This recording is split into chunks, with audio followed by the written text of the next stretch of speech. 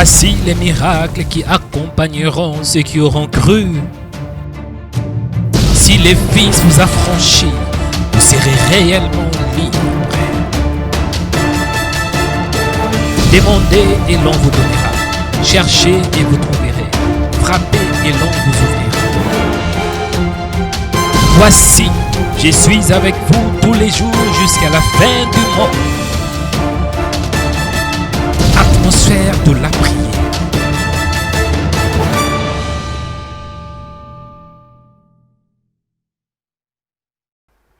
Dis la vision.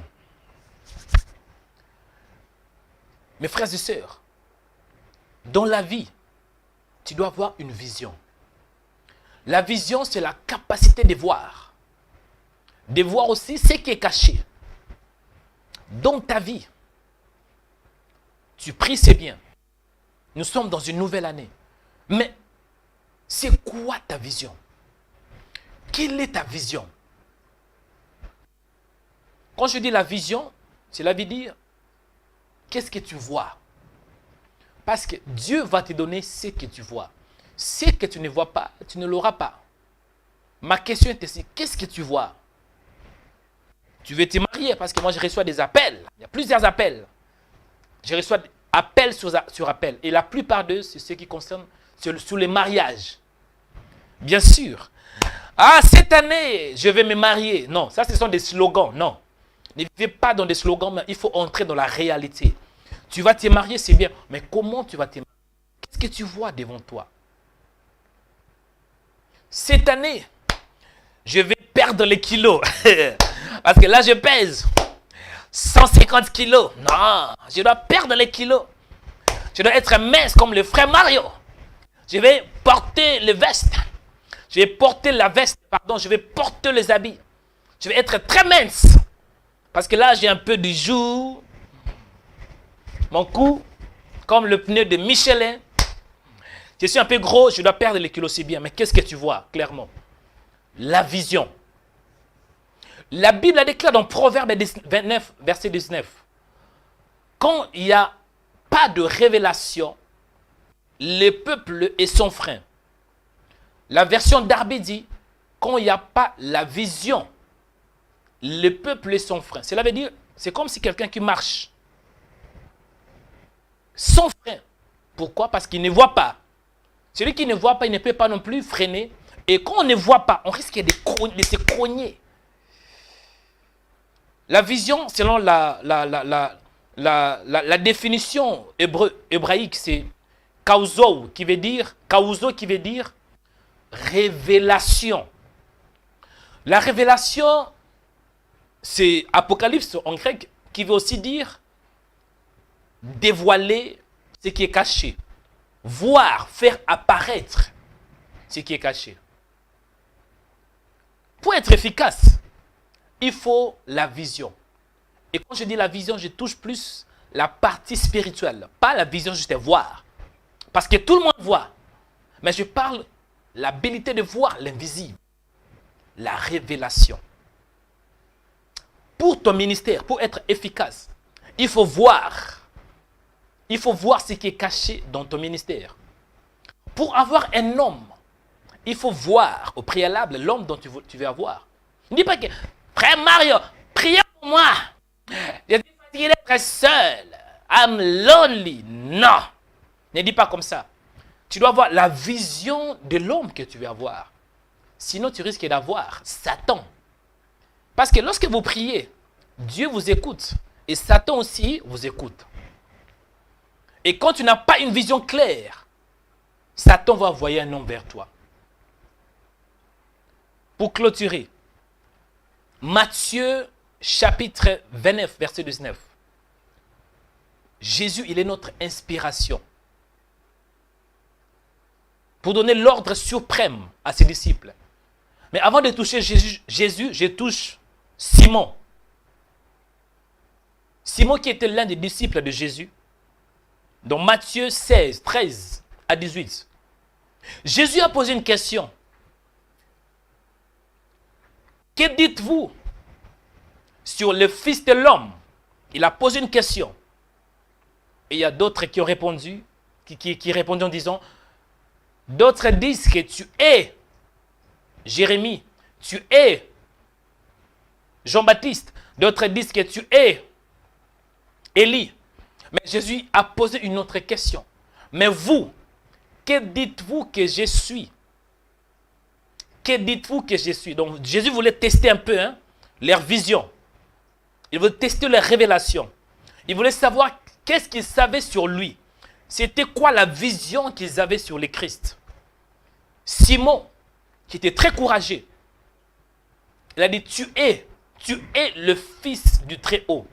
Tu es le Fils du Dieu vivant. Jésus a répondu, ah Simon, tu es heureux. Parce que ce n'est pas la chair, ni le sang qui t'a révélé ces choses. Mais c'est mon Père qui est dans les cieux, qui t'a révélé ces choses. Et Jésus continue en disant, sur cette parole, sur ces pierres, cette pierre, donc sur cette révélation, je bâtirai mon église. Donc, Simon a reçu la vision que Jésus, il est le Christ. Quand Jésus voulait maintenant aller monter au ciel, il a donné une vision à ses disciples en disant, Matthieu chapitre 29, Jésus, qu'est-ce qu'il a dit? Il a donné des instructions en disant, allez, faites de toutes les nations mes disciples. Allez, faites de toutes les nations mes disciples, les baptisant au nom du Père, du Fils et du Saint-Esprit. Enseignez-leur à observer tout ce que je vous ai prescrit. Et voici, il dit, voici, je suis avec vous tous les jours, jusqu'à la fin du monde. Jésus donne la vision, parce que lui-même, il était un grand visionnaire. Mon frère, c'est ce que je voulais te dire. Tu veux avoir quoi dans cette année? Quelle est ta vision? La vision pour ton mariage. Tu veux un changement dans ta vie. Le changement ne vient que lorsqu'il y a une vision. Il faut une vision claire. Je vous donne un devoir. Pendant tous ces mois, nous allons prier. Commencez à écrire, noter. Par exemple, faites une liste des choses que vous voulez atteindre dans cette année. Faites une liste, par exemple 5 listes, 5 points, des choses que vous voulez voir dans cette année. Et puis après, placez-les quelque part, dans le secret. Ça peut être dans votre chambre. Priez pour cette vision, priez pour cette liste. De temps en temps, regardez la liste. Ça va vous aider à voir une... Parce que j'ai l'impression que nous, les chrétiens, nous n'avons pas une vision. Nous faisons, ah, je prie seulement. Je vois des anges. Jésus va me prendre. Un jour, j'irai au paradis au frère Mario. Un jour, j'irai au paradis. Jésus va venir. Oui, Jésus va venir. Tu vas vivre dans la médiocrité en attendant. En attendant cela, ça sera les misères. Frère Mario, moi j'aime Jésus. Je vais que prier. Mais tu pries quoi? Là où vous êtes bien aimés, mettez-vous debout, nous allons prier. Pour clôturer l'émission d'aujourd'hui. Il y a beaucoup à dire. Mais je m'arrête là pour respecter le temps. Parce qu'il est maintenant l'heure pour arrêter. Priez par rapport à la vision. La Bible déclare, là où il n'y a pas de vision, le peuple est sans frein. La vision. Ah! La vision, mon frère, est très importante. Même Dieu, il était un visionnaire. Dieu n'a pas que créé par hasard. Dieu voyait et Dieu a créé. Qu'est-ce que tu vois dans cette année? Qu'est-ce que vous voyez? Qu'est-ce que vous voyez? Si vous n'avez pas de vision, la vision vient de Dieu. Priez. Du Seigneur, accorde-moi la grâce que j'ai une vision claire. Une vision pour cette année. Commencez à prier au nom de Jésus-Christ. Priez et nous allons clôturer. Seigneur, au nom de Jésus, tu es notre Dieu. C'est toi qui nous donnes la révélation. La révélation de ta parole. Aidez-moi, Père, d'avoir une vision pour cette année. Montre-moi ce que je ne sais pas. Montre-moi ce qui est caché. Au nom de Jésus. Révèle-toi, Seigneur, en moi. Montre-moi les choses que je ne connais pas. Aidez-moi, Seigneur, à être plus efficace, plus fort, plus puissant. Au nom de Jésus, accorde-moi la grâce et la révélation de ta parole. Au nom de Jésus, aidez-moi, Père, de comprendre ta parole. Restez calme là où vous êtes et je vais prier pour vous. Nous allons clôturer l'émission d'aujourd'hui. Je prie pour toi. Que Dieu te bénisse dans cette nouvelle année. Que Dieu te bénisse, que Dieu t'impacte avec les dons de révélation. Que tu sois capable de voir ce que les hommes ne voient pas. Que tu vois ce que les mondes ne voient pas. Au nom de Jésus. Que Dieu ouvre tes yeux spirituels pour que tu voies. Au nom de Jésus. Au nom de Jésus. Au nom de Jésus. Je prie pour toi.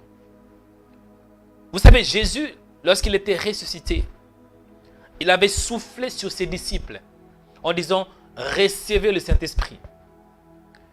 Mais en réalité, ce n'était pas encore le moment. Ce n'était pas la Pentecôte. Mais Jésus voulait tout simplement, le préparer. Il voulait tout simplement ouvrir leurs yeux spirituels pour qu'ils voient. Je prie que Dieu ouvre tes yeux spirituels. L'apôtre Paul déclare, je prie que le Père de gloire, le Père éternel puisse éclairer et qu'il illumine les yeux de votre cœur. Je prie que Dieu puisse illuminer les yeux de votre cœur. Au nom de Jésus. Que Dieu t'impacte. Que Dieu ouvre tes yeux pour que tu vois des choses à venir. Que tu aies la révélation de la parole. Que tu aies la révélation de Dieu. La révélation du Fils de Dieu. La Bible déclare, cherchez premièrement le royaume et la justice de Dieu. Et le reste vous sera donné par-dessus. Je prie que Dieu t'accorde la grâce. Que tu puisses avoir comme priorité le royaume des cieux. Que tu cherches Dieu plus que jamais. Que tu puisses chercher Dieu dans la parole et dans la prière. Jésus revient bientôt. Il dit dans sa parole, voici, je reviens bientôt.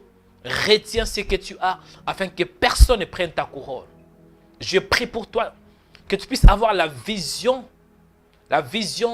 céleste, que tu voies que Jésus vient, il est en train de venir. Il est en route pour prendre l'église. Que tu sois conscient de l'enlèvement.